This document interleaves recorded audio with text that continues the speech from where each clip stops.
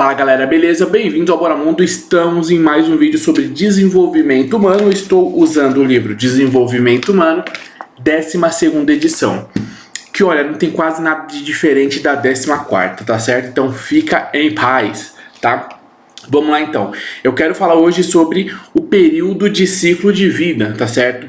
Porque quando você for estudar os períodos de ciclo de vida, você precisa entender coisas básicas, tá? Para você não focar em coisas desnecessárias, informações desnecessárias ou informações que não são de fato realmente importantes, tá? Então vem comigo, olha só. Divisão do ciclo de vida ela é uma construção social, tá? Não existe de fato, certo?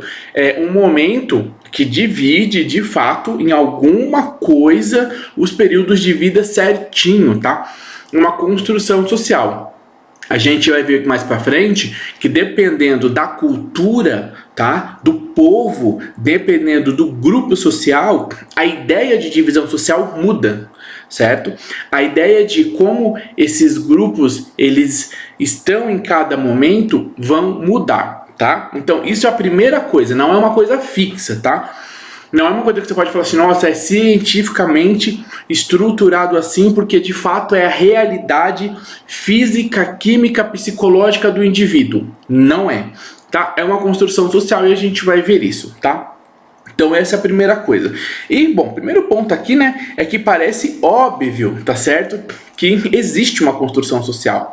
Aliás, que existe ciclos, né, de desenvolvimento humano dentro da sociedade. Parece óbvio, né? Porque a sociedade constrói isso de uma forma tão estruturada, certo? Uma forma tão assim, certinha, que aparentemente é óbvio, não, é óbvio que aquilo é uma criança, é óbvio que isso é um adolescente, é óbvio que isto é um idoso, né?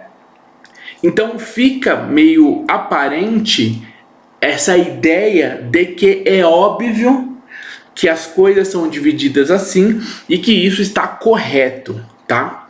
Isso lógico que essa ideia fixa de que existe realmente um momento divididinho traz uma série de problemáticas. Por exemplo, eu trabalho com adolescentes e pré-adolescentes e tal, e eu escuto direto de adolescente e pré-adolescente a mesma pergunta, principalmente de pré-adolescente, assim ó, mas quando que eu viro adolescente? Quando é que eu sei que eu vou ser adolescente? Olha só que interessante. Não, quando eu fizer 14 anos eu já sou adolescente, quando eu fizer 15 eu já sou adolescente. Então existe essa ideia que vai virar uma ideia prática, né? Eles vão achar que, não, se em algum lugar fala que com 15 anos ou 14 anos eu sou adolescente, ou sei lá, a partir dos 12 anos, seja qual for a estrutura, então quando eu fizer essa idade, a idade vai determinar que eu entrei numa nova categoria, um novo ciclo, certo? E não é assim. Então isso acaba afetando a realidade, o mundo real como ele é, né? Afeta de várias formas. Então quer dizer, parece óbvio, parece correto, parece extremamente verdadeiro, mas não é exatamente assim, tá? É bem mais complexo do que isso, certo? Bom, não existe, outra coisa importante, não existe momentos óbvios, né? Ou obviamente definíveis, tá? Que defina momentos que vão definir a divisão, né? As características e as divisões de um ciclo para o outro, de um momento do ciclo para o outro. Não tem isso, né? Isso é uma coisa que aparentemente, como a gente já viu, pode parecer óbvio, mas que não existe de fato isso, né? A gente pode ver, por exemplo, que isso, e aí é legal estudar a história da educação por causa disso, porque na história da educação vai ficar bem claro os momentos em que começavam a pensar os ciclos de desenvolvimento, os ciclos do ser humano, né? O que é uma criança de fato, né? O que pode ser considerado uma criança. Então, na história da educação isso é bem interessante, tá? Mas vamos voltar aqui. Por que eu tô falando da história da educação? Porque lá a gente vai ver que durante um período da história, não da história do mundo, tá? Não existia criança. Não existia o conceito de criança como nós conhecemos hoje. A criança em grande parte dos povos, era tratada como um pequeno adulto. Então ela já era treinada para ser um pequeno adulto. Ela não era educada como uma criança nos padrões de hoje, para chegar a uma adolescência dos padrões de hoje e começar uma vida adulta. Não, ela era uma criança, na verdade, vista como, não criança, mas um pequeno adulto, né? Ela já era treinada para ser um adulto. Então as tarefas de um adulto, aquelas que eram mais simples, já eram passadas para crianças, tá? Desenvolverem.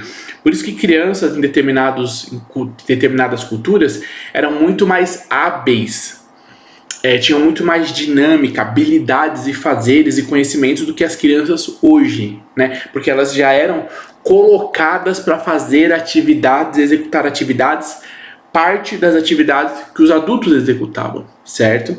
Então, quer dizer, não tinha isso. A gente pode perceber, por exemplo, no período colonial nos Estados Unidos, né? Isso vai acontecer em vários lugares do mundo, mas aqui pontuando nos Estados Unidos, que as crianças eram vistas como pequenos adultos e faziam tarefas dos adultos lá, né? Os tecelões, o pessoal que fazia roupa, uma série de outras tarefas. Isso é legal que tem filmes que mostram isso. Filmes que mostram vilas antigas, né? Lá nesses filmes vai mostrar as crianças executando essas tarefas de adultos, tá? Então, nesses períodos aqui, não existia conceitos definidos, não existiam momentos desses ciclos definidos, não se entendia, não se observava isso definido. E o mais louco é que é o seguinte, né? Você pega para você ver como é que assim, é muito difícil você colocar um marco para dizer assim, olha, isso daqui, esse período aqui é criança, daqui para frente acabou, é pré-adolescente, ou é adolescente, ou jovem adulto. Olha como é difícil. Você pega uma criança de 7, 8 anos, com as habilidades que ela tem, ela consegue executar os adultos em uma porrada de coisa. E ela pode ser treinada.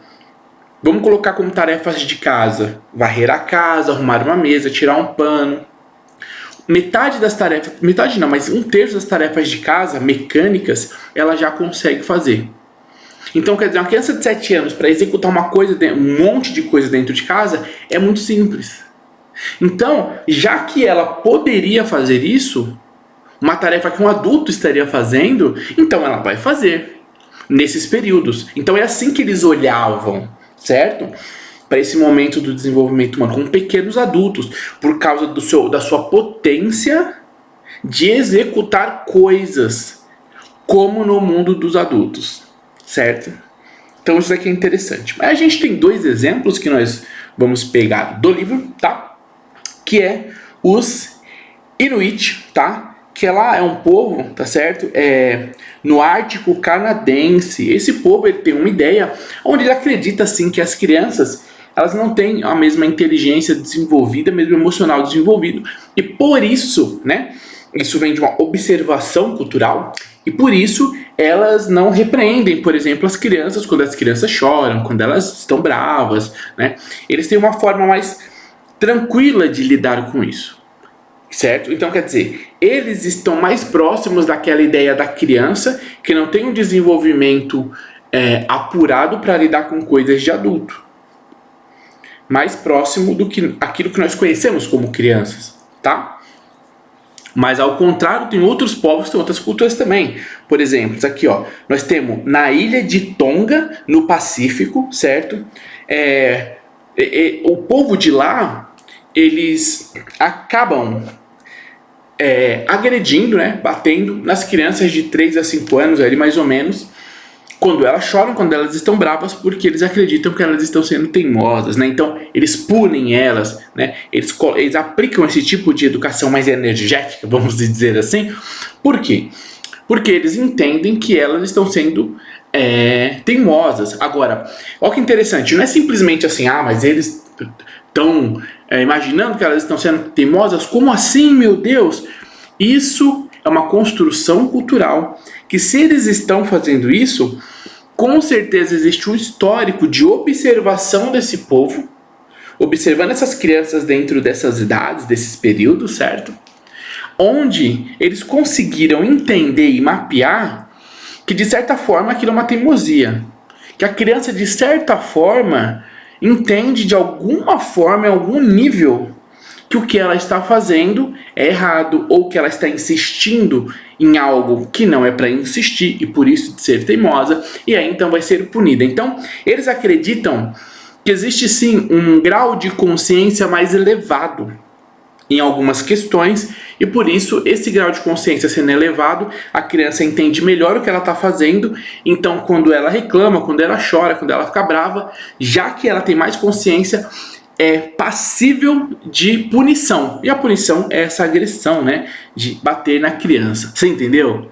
Então olha que interessante como a cultura vai trazendo elementos para nós entendermos e interpretarmos e criarmos essa ideia de momentos do desenvolvimento humano, de ciclos, tá? Ou de períodos de um ciclo, certo? Isso é muito interessante.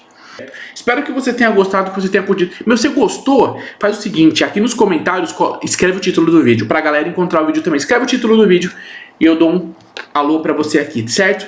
Tamo junto, valeu, compartilha na tua faculdade esse vídeo. Até o próximo vídeo. Quando acabar aqui, ó, a playlist desse tema vai estar aqui no final do vídeo. Clique e assiste os outros vídeos. Tamo junto, valeu e até a próxima.